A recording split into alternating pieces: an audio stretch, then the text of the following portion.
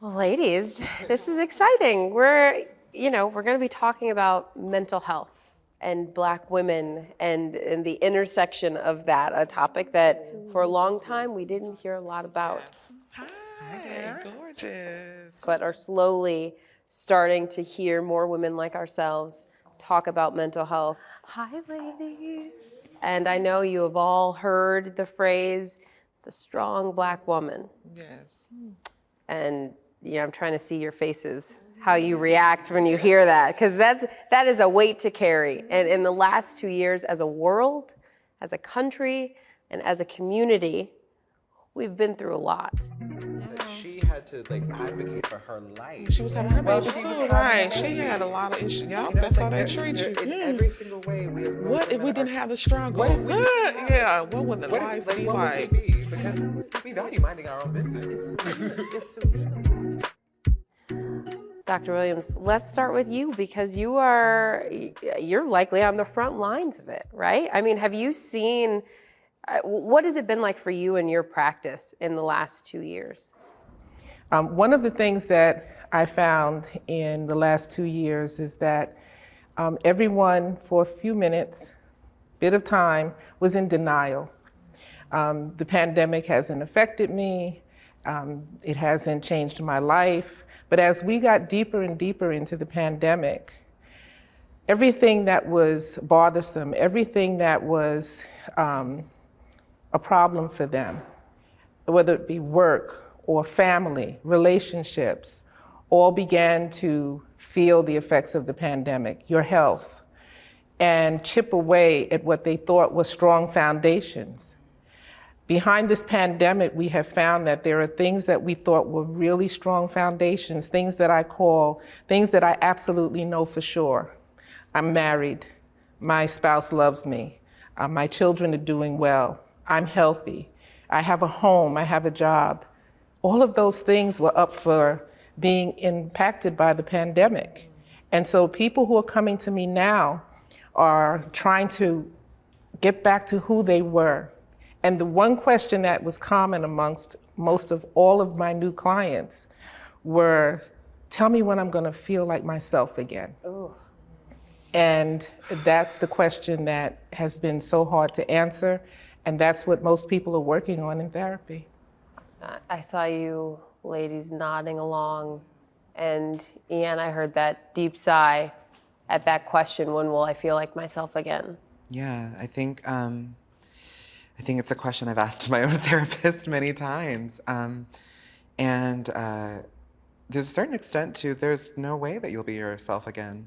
And I think that that's been a lot of the work that I've had to do in therapy, is just accepting I'm not the same girl, I'm not the same woman anymore. My life has changed in massive and dramatic ways, both personally and also the world that I live in has changed. I was someone who defined myself by what I did, and suddenly, when the pandemic struck, I didn't have an industry anymore. I didn't have anything to ground me in, what I had defined myself by. And so suddenly I was kind of just like, okay, I just have endless amounts of free time. Hate that, not a fan. And so I think that, yeah, I just really resonate with everything you're saying. I think that's things that I talk about in therapy, things that,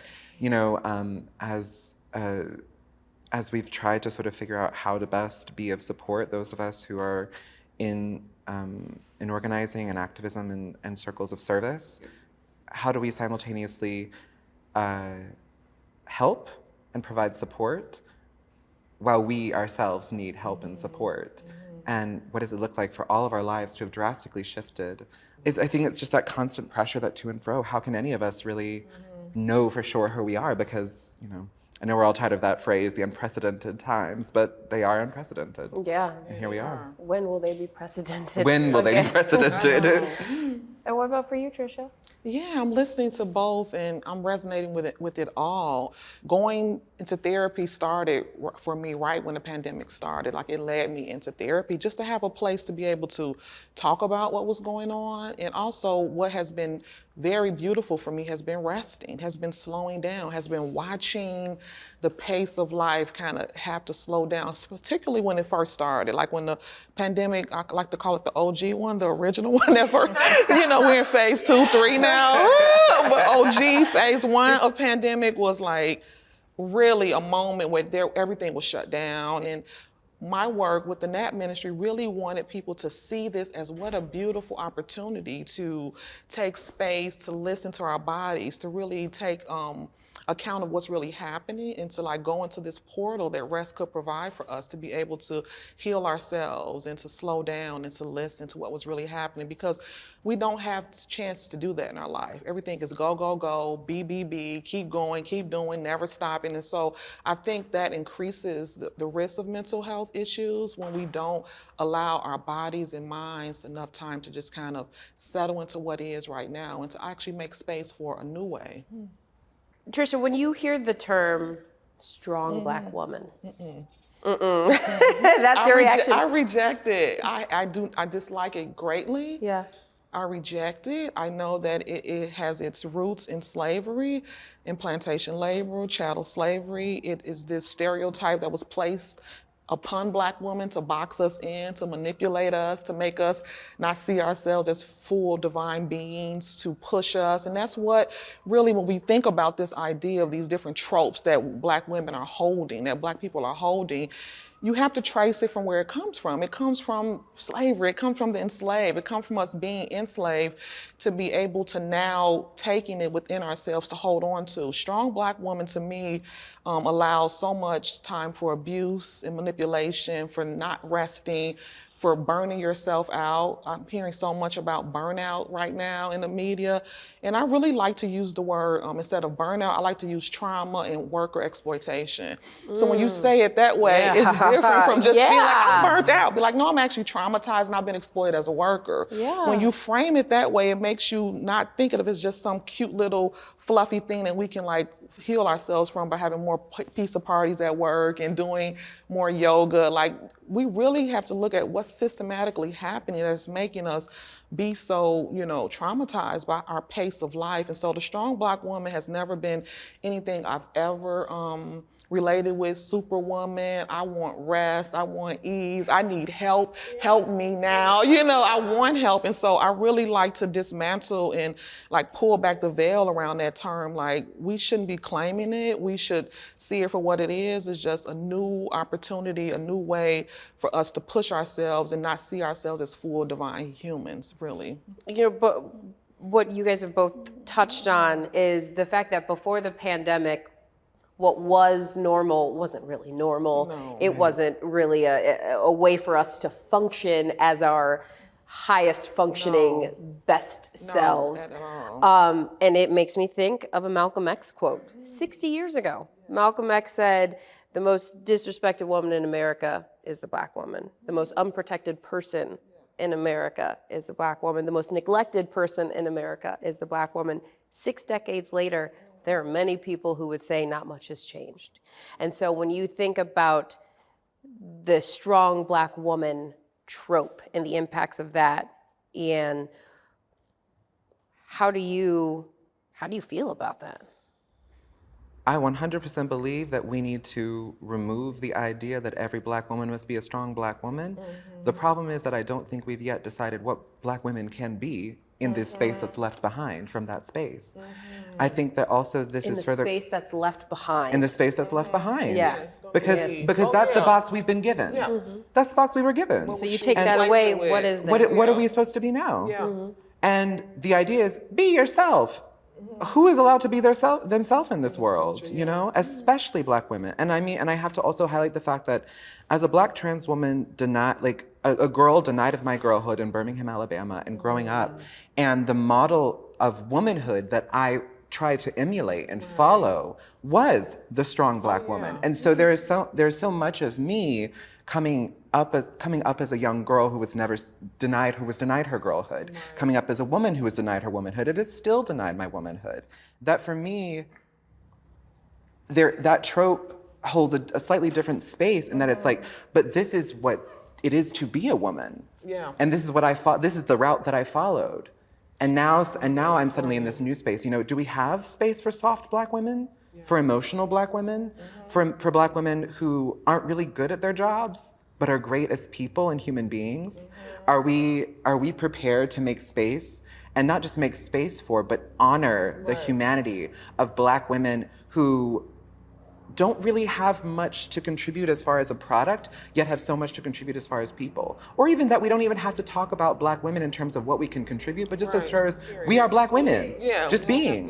Where is that space, and how is that created? And I think that, through moments like, what you're doing within that ministry, and I remember a lot of my work at Okra Project was inspired by Black Power Naps, and it's an incredible exhibit that I saw, and I just remember walking into that space, and for those who don't know, it's an exhibit, and I remember it saying, like, we are reclaiming the word laziness for Black people and re-examining what that looks like, and it was just all about resting in this gorgeous, beautiful space, and I just thought, this is what I really want to try to recreate in all of my organizing, because I am, I am very good at being the hard, strong Black woman. I'm also very tired. And I'm ready to be something else. And I'm ready for that to not mean that I have to be seen as less than, or seen as, because the reality is that I was vulnerable when I was young. I was soft and emotional and gentle when I was young. And that was very quickly beaten, traumatized, sexual, physical, mental. All of that was taken from me. And so I learned to be hard. Part of the reason why I love this space right here is because this is what I imagine as far as what I want my Black woman future to be, is to just sit amongst other Black women and be like, all right, girl, so what we gonna talk about? Well, and even, you even saying the word lazy, the weight that carries for anyone who is Black, that is one of the last things you want to be. No one. I don't believe Black people can be lazy in this culture. It's a total lie, total myth. It's language of the oppressor. It doesn't exist. When I hear Black people claiming laziness, I'm like, take a nap, you can rest. But I feel so lazy. I feel so lazy, and so to recharge, to keep pulling back the veil around why you feel that. You've been brainwashed and manipulated by a system since you've been born. There's nothing in this culture wants us to rest, wants us to have ease, wants us to have care. When you were speaking about how it was beaten out of you and the softness was stolen, our dream space has been stolen. Our space space to just be has been stolen. Our leisure, our time has been stolen. All of these things have been stolen from us by systems. Capitalism, patriarchy robs Black women of the ability to just be. You always got to be doing for others, in service to your family and to your children, to other people. When are we going to be in service to ourselves and to begin to reclaim this space that is ours? What could imagination be? What could daydreaming look like for us? What could leisure and slowing down be for us to be able to begin to see these ways for ourselves? We need space to be able to imagine it, and we don't have that right now. Dr. Williams, how often are these topics brought up in your office? These conversations, I'd like to say are common, but they're not. I think that when I was invited to be a part of this, and I read about what these two powerful women are doing, it was new information to me. Even though I'm a clinician and psychotherapist, and my job is to tell people to take good care. My job is to bring you to a sense of feeling like you're good again. I was speaking at an engagement a few weeks ago, and a woman, people come up and they ask you questions later. And she said, I think what you said was amazing, but can I ask you something? She said, who takes good care of you? And I said, you can't ask me that. She said, yes, I'm asking you. And I said, I can't say. When we're talking about this ministry and about your initiative and bringing rest and comfort and daydreaming and imagining and just taking that deep exhale, that's something that is not common. It's something that is like, okay, I'll find a special day in order to do that. But, you know, I'm so glad I'm here in this because I feel like we need to talk about the real situation, the reality of why we are the way we are. 12 years ago, I lost my husband. And I still had teenagers to raise, college tuition, and everything and anything that had been planned in a partnership. And he was not sick. He just had one of those heart attacks that you can't survive. And my world just turned upside down. But it brought me back to my childhood, where I struggled, where I looked different, where I dressed differently. And children didn't understand me, teachers didn't understand me. I was unique. I had freckles. Black girls don't have freckles. I had this hair. Black girls don't have that kind of hair. So we are afraid and fearful of what we don't know. And so my classmates did not know me, and how I looked upset them. I was bullied. My hair, people tried to throw matches in my hair. My entire educational experience was horrible. From the first day I stepped into kindergarten until I was in 12th grade, because of just who I am. And one of the things that we're not talking about is how we have responsibility for why Black women feel the way they do. And the only way that I can feel that I can rest is if I can trust. And if I can't trust you as women of color, I'm pulling back. I'm not sharing who I am. How dare I even try to do that? And when I lost him, and I saw everything that I had to do by myself, and people shunned me, and I lost my Black women friends because they thought I was going to take their husband now because now I don't have one. It turned me into a different person. I was not that little good girl anymore that followed the rules, did everything the right way, heard my mom in my ear, my grandmother, my great-grandmother saying, Teresa, don't do this. Teresa, good girls don't do that. Good girls don't do this. I was the good girl. But in order to survive and make it to this couch today, I had to kill the good girl. And so when you talk about rest, for the first time after this pandemic, I'm going to try to live like no one's chasing me. Every day, waking up that no one's chasing me. Having lost friends, Black women who I thought were my support system. Being alone with these children, not knowing what to do or where to turn, and all while still doing my job to help people like you come in. How can I help you today? And put this mask on.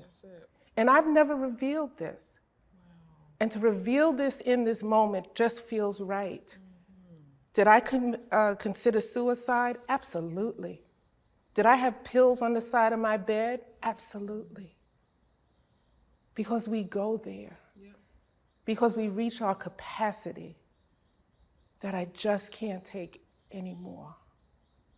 So when we talk about the NAP ministry and rest, I can't rest because I don't trust. Yeah, that's the key. When I talk about resting in the way I'm framing this work, it cannot happen by ourselves. Community care is right up there. We scream self-care, self-care, self-care. And it's like literally all you hear in the media is self-care, self-care, self-care. And I really want us to begin to shift towards thinking about community care. How do we create systems of care around us? That when I say systems of care, I mean there should have been people around you to help when your husband passed. Those systems do not exist right now, and that's why I think it's so beautiful that you spoke your story, because what it does is it opens up the conversation for us to begin talking about systems, what's happening in our culture systematically that has us to where we are right now. Like, why are we like this? Why aren't we caring for each other? You know? Well, because we're afraid of each other. If we're not self-hating, then we're hating on you. You know, to go back to Janai's question about the strong Black woman figure and the superwoman. You know, I didn't know anything else but that's all. to be that way. And I watched I was so unique in how I grew up.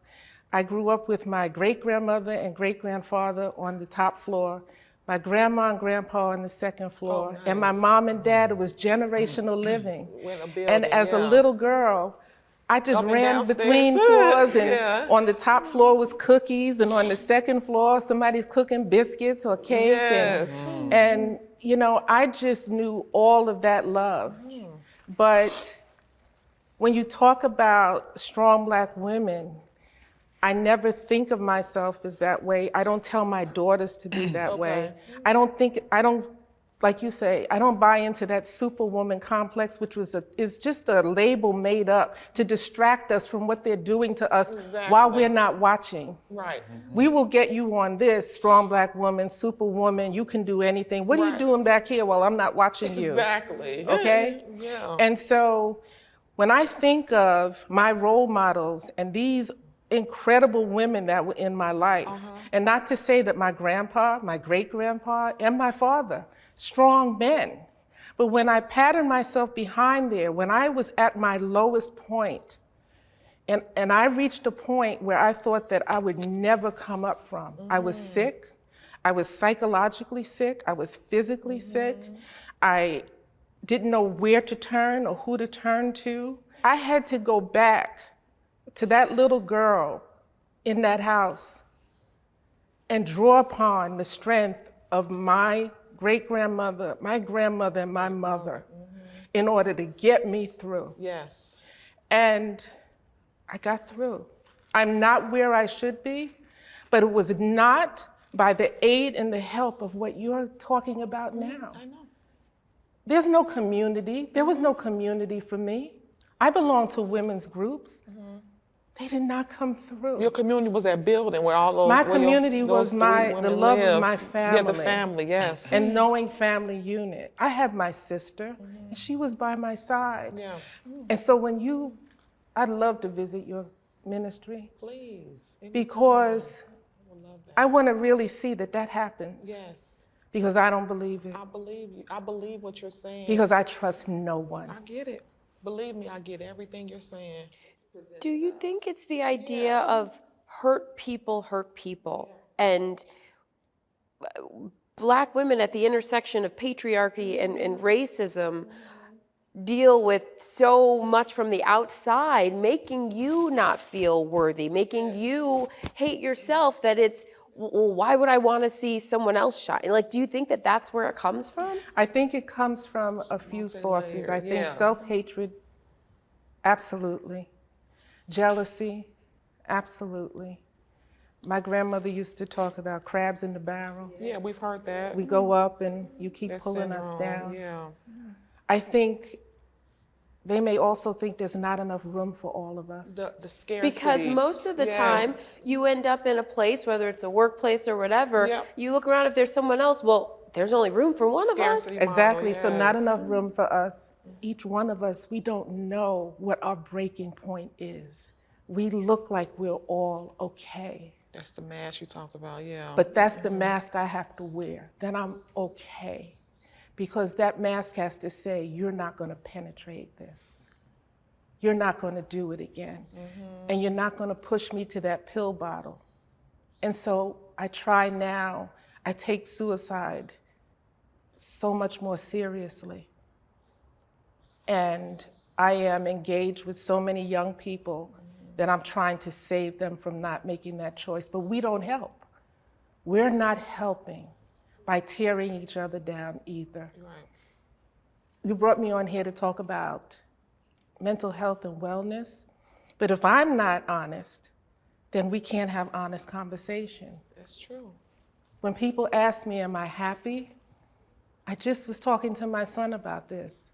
I said, I feel like I'm on an antidepressant that will only let me get this happy and this sad, because I really can't feel what happy feels like anymore. I think that I find myself sort of caught between relating to the experience and the type of betrayal that occurs when it's not just someone or a friend or a family member or a loved one who betrays you, but it is a sister. It is another Black woman. And so I hear the rage that, and I hear and can relate to the rage that comes from that. Yeah. I have always been a little naive, and I think I'm trying to remove my naivete and hold on to my hope. I like that. And my naivete is that I just inherently believe that if I look at you, if I look at you, if I look at you, and you look like me, it don't matter if there are slight differences or whatever. If you Black like we Black, if we Black, we good. Absolutely. And I inherently believe that, and I always move from that place. Yes. Even if you can't see yourself in me the way I see myself in you, Yes. I will grant you that humanity. And I will still work for you. I will still fight for you. I will still organize for you, because at the end of the day, we as Black people, we as Black women, we as Black trans women have not had the opportunity to sit in spaces that are unedited, uncensored, unadvertised. We have not really been granted what you're talking about, that communal space to sit and say, what does healing look like for us? Yes. If you and I don't see it for each other, understood. How can I still be in community with you? Our methods do not have to be the same, but our collective goal has to. Yes, absolutely. And I think that that's sort of like what is important about spaces like this and where we sit, is that we need to create space so that we can express our rage, our hurt, our grief, our trauma. And we need to be able to say to each other, Black women are the ones who did this to me. So I don't see it for y'all, you know?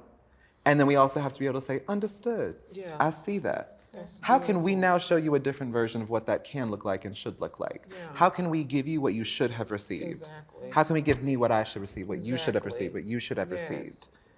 How can we sit here from our many different walks of life, like I possess an identity that none of y'all possess, yet you sit here and call me sister? Absolutely. But what are we trying to hold together? What are we all offering? Think of it like gumbo. You know that gumbo don't just got one ingredient in it. Yes. It got to have all the different flavors and ingredients, and when you take that first bite, that's what freedom feels like. That's what joy feels like.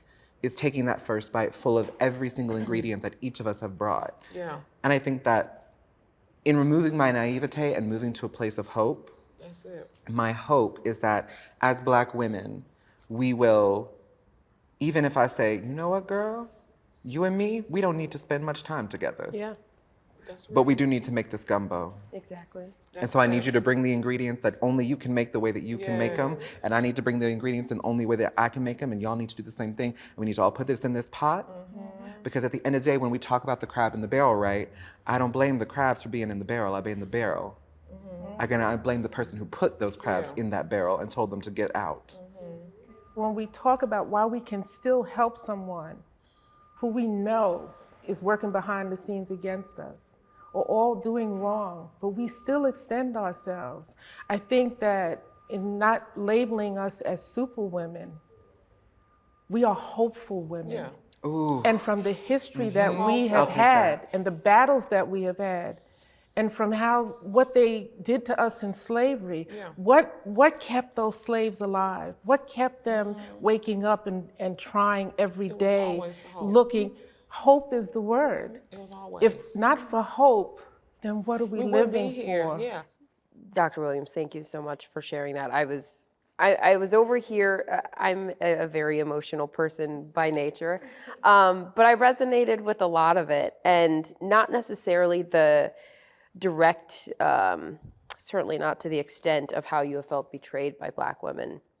But on the other side of that, I do want to talk about how Black women have helped lift me up in some of my hardest moments. And it wasn't until I worked here at ABC that I had a Black manager for the very first time. And it was the first time I felt seen and heard, like I was allowed to be my fully nuanced self. And there wasn't someone who was going to pick out a trait that they felt most comfortable with. And this came on the heels, and this is a little bit uncomfortable because I am here at work. We're here with you. Where I felt for a long time within this organization that I was climbing an uphill battle, trying to prove that I wasn't something that I wasn't, just because there were people who felt more comfortable believing that. And to have someone, a Black woman, who was my manager, who could be in rooms that I wasn't in, and who could speak to who I was, because she knew who I was. I could be my realest self with her, and she appreciated that. It made a huge difference. And feeling suicidal in the last year, I'm gonna be like a crying mess. I spent a lot of time working on my mental health. And I have 2 kids. My daughter actually turns 2 today. Oh, wow. Yeah. But that means, she is a true pandemic princess. We'd been home for 6 weeks, and then she was born at home. I did home births because the challenges that Black women face just giving birth. Yes. I didn't want to die. Yes. I didn't want to have to think about that. Yeah. And like you said, that in the beginning of the pandemic, many people felt like, this isn't really impacting me. We're safe. We're good. It took about 8, 9 months until it was like, wait a second. Not only am I not good, I am so not good. I need help. And I never had a pill bottle sitting next to me, but there were times where I was walking my dog and thinking about, what would it be like if I wasn't here? How would I do it? What would that be like? How long would it take for my husband to move on? My kids are still young. Maybe they wouldn't remember me and they'd be better off. And it was realizing that I needed help, that I needed community, that I needed to allow myself to rest. I needed to feel worthy, despite what my job was, despite, whether I got this promotion or that promotion, just feeling inherently worthy. And so I spent a lot of time in therapy, intensive therapy, and started taking SSRIs to help me feel better, despite having some stigma around medication. And it was helping, but I've also realized that it is an ongoing thing. It's just like if you're working out, you can't just suddenly start eating donuts again and it's fine. You've got to maintain it. And finding ways to do that while also accepting that I deserve luxury. Yes. I deserve convenience. Yes. My 4-year-old the other day asked me when I was putting him in the car, I didn't have to go to work that morning, and he said, well, Mama, if you don't have to work, why can't you take care of my 2-year-old? Why is the nanny here? I went and had lunch by myself. Love that. Yes. Because I got to relax. Yes. And I have done away with the idea, if I'm just sitting here, if I'm taking a nap, I should be doing something else. Yeah. For what? Yeah. For what? If I feel like I need to take a nap, that's what my body needs. And I need to listen to those needs just like I would listen to the needs of my husband or my kids or my boss, any of that. It's just as important, if not more important, because you can't pour from an empty cup.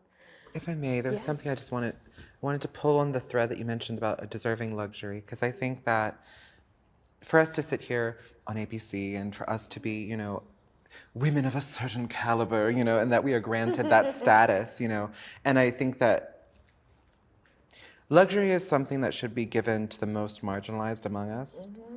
When we say that, we as Black women deserve luxury, I mean any Black woman deserves luxury. Yeah, and I wanted to make sure, because I think that, our stories can often be rewritten for us, as we've talked about.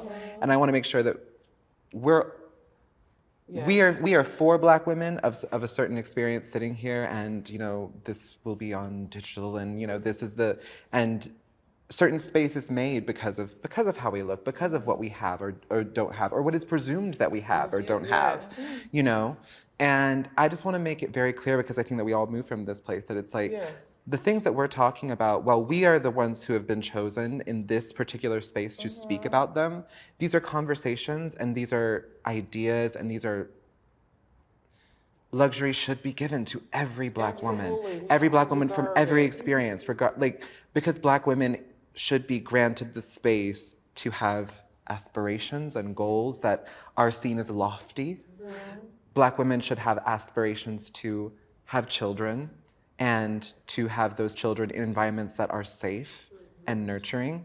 Black women, Or to not have or to not have children and to be at the rich all, auntie. Yeah, to not and to have be children. and to be auntie. I love auntie. Black women should also be able to work at McDonald's. Yes. Or not Black work. or not work at or not work Yeah, at all. Not work at all. But Black women should be able to be on welfare, be in shelters, be out of shelters, Yes. not be on welfare. Black women should be able to exist Absolutely. without Just having to be. think that every single day our Black womanhood will mean something that we will never get to define it Exactly. as. And while the struggle may be different for each of us, I do know now and remind myself regularly that my self-worth is not wrapped up in my ability to struggle. Boom. Because I shouldn't have to, No, either it should isn't. you or you Nope, or suffering you. is not And that redemptive. luxury, whether it is a certain kind of bag or shoes you want, or it's a nap. It's just Or it ease. is a shower. It's just Yes. ease and Yes. comfort and food and fresh things and the space to just cultivate yourself in a place that's internal. It's not about Yes. anything on the outside world. My worth is not caught up in what the external says about me. It's like a full-on embodied moment of I am enough now. There's choice. There's Having the choice to say, Yes. I am It's a going, big choice. that is the biggest luxury, especially as Absolutely. Black women, Especially Yes. as is the luxury of saying, I'm going to take a nap. And it's also Yes. the luxury to say and share an experience like yours. beautiful. Because we look at you on ABC every day, and you stand there beautiful and statuesque and amazing, and you can't be depressed. And Right. that adds to You it, because can't then be there's the thinking guilt. about Then it's the guilt, the shame, yeah. leaving here. Yeah. Janai, are you kidding? If I was standing there, I wouldn't be feeling like You've that. got everything. I'm not gonna let them What see could me you be cry. upset Right. about? Yeah. What you mad about? Yeah. So in your reveal and in your vulnerability, no matter how many women watch this, they're going to see that someone of your status is also human. And when you say that, mental health does not conform to us. When that trigger comes that sets you to those kinds of thoughts, it could be at any time of day. Yeah. It can be in a situation that's unexpected. And so, as the mental health clinician here, I think it's so important for us to remember that we are not too tough or too strong. We are not too high in our profession, that you can get that touch one day and your thoughts change to why am I here and why should I stay here? Yeah. But in our zeal, in our hopeful hearts, to even help those that speak against us, I think we also have to recognize when it's time to go. And that doesn't mean you think you're Say better no. than I'm or not better anything. than No. you, but it's time for my mental health You have to. to be protected. Yes. For me to protect who I am, not have to be someone I'm not, be the real me, talk about what I really feel, Yeah. express my emotions, and be able to do it comfortably without criticism. To just be who you are, Be no who matter you what, are. to sit in that. Alice Walker has a quote, you don't have to always be doing, you can just be. How are we gonna get to these spaces of reimagining all these beautiful, radical ideas for this time that we're in from an exhausted state? How? When I think about us trying to navigate this toxic, oppressive world from an exhausted state, I'm really looking at us like, I'm surprised that we're here. Like, when I look at around, I'm like, we're here, and I can't even understand, like, it's nothing but truly a miracle that we are able to take so much on that we're taking on in this culture. Racism, police violence, going to the hospitals and not thinking you're going to be cared for there. Like, all of the things that Black women are dealing with, and we're dealing with it from an exhausted, sleep-deprived state. Like my mother, I'm just like, you're retired, you don't have to work, but why are you always doing so much? I got to be doing this, I got to be doing that. I'm like, Ma, you can just sit down and be. And she's an older Black woman. I don't think they even know what that means. I believe being a strong Black woman back in the day was, you were doing that because it was life or death. Yeah, I mean, I look at the strong black woman, and while I don't like it as a trope on my life right now, and I reject it, when I think about my great grandmother being a strong black woman, you know, with a gun in her pocket because the KKK kept coming on her land, she would tell all these stories about her always having a gun in her apron pocket to creatively solve any problems. That's how she would tell people why she had. But like the strong black woman trope existed, and for a lot of women, they accepted it because it was what they needed to be able to live. They would be dead. It was really life or death, you know? And so when I think about that was something that we held on to that helped us to survive. And now we can begin to start to examine, is that really something for my life? Can I survive without that? Can I thrive? Can I loosen it, you And know? I like how you said before, you know, we haven't even gotten to thriving yet. No. How do we thrive? Doctor, how do you talk people into thriving? Right. Come on.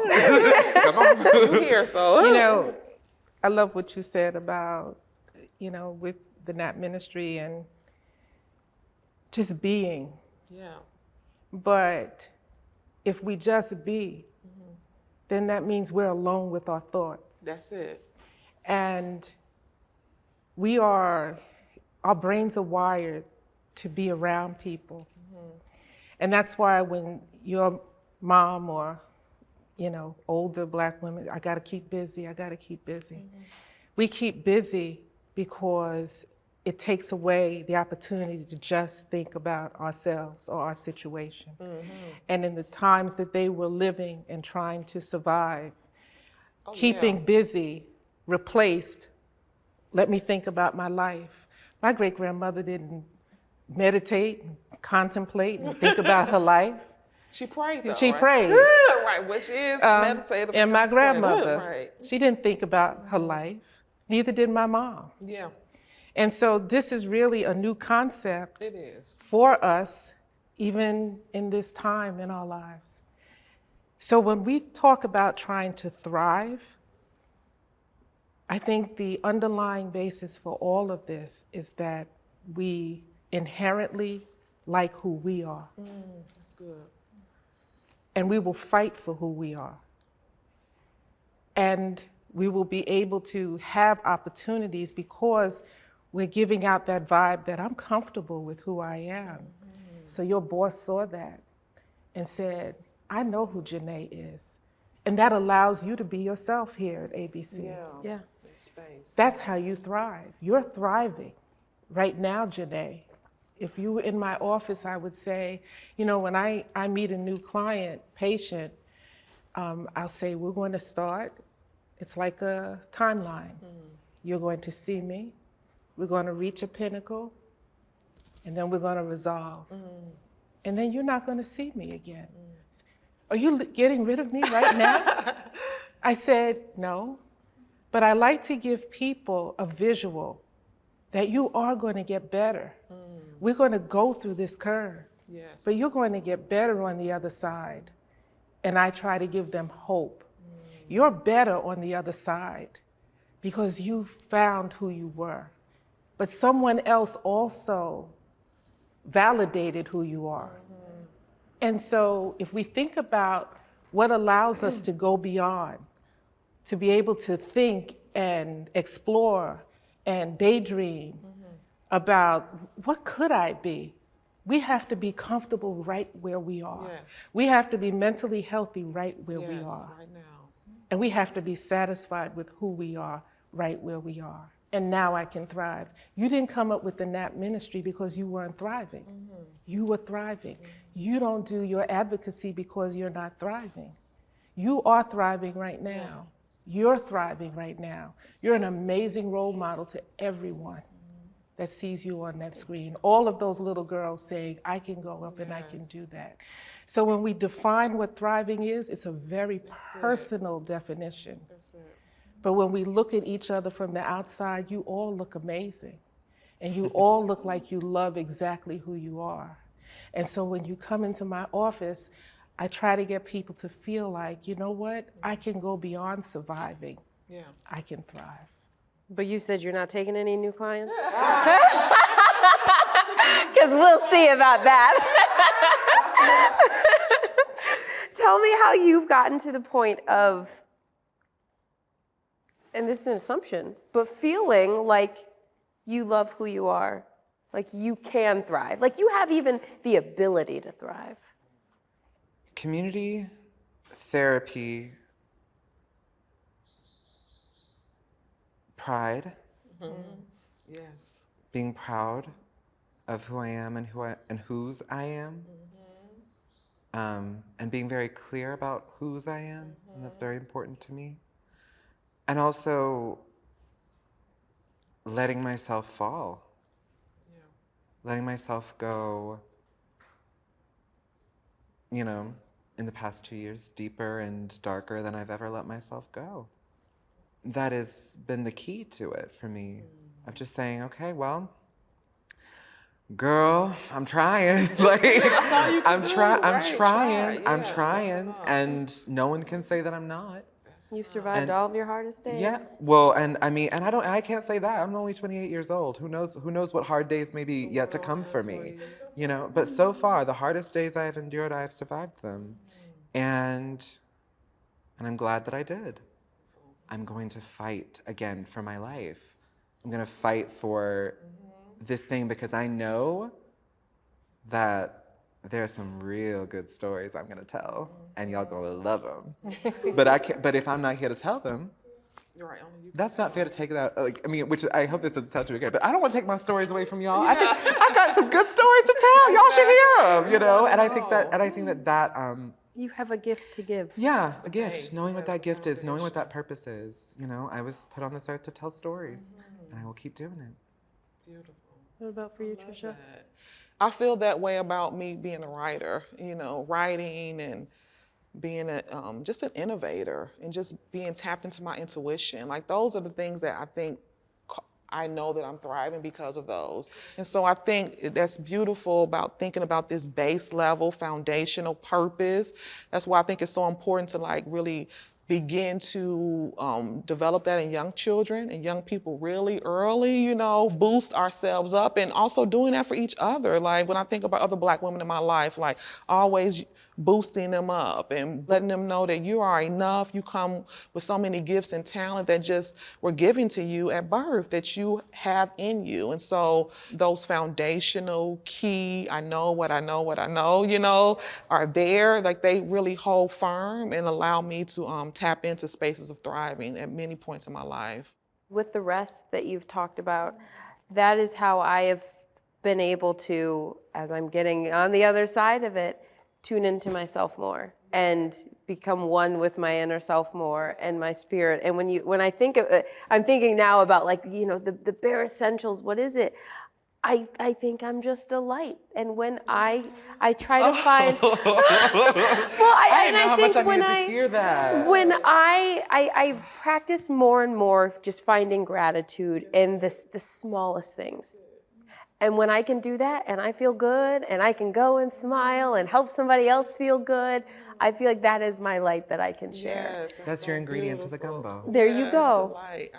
That's your ingredient to the gumbo. Yeah. I mean, this was such a powerful conversation. You know, I love conversations like this because it starts out and you get warmed up and everything, and then it gets real deep. But you know what? We hit the valleys. Thank you for taking us there. Yes, thank you so for much. sharing that so much. Yes, but then we hit the valleys and we kept coming and we reached the peaks and it feels good. I think about the valleys and the highs and the lows of life, and I think like you got to lean into the lows because that's where the lessons are, and that is what keeps you going to the next height. So thank you all for sharing so much. Thank you for having me. Thank you. Okay, well, let's hug it out. Wait, first I gotta get up. Got real comfortable. Thank you. Oh, thank you. I'm gonna be making an appointment with you.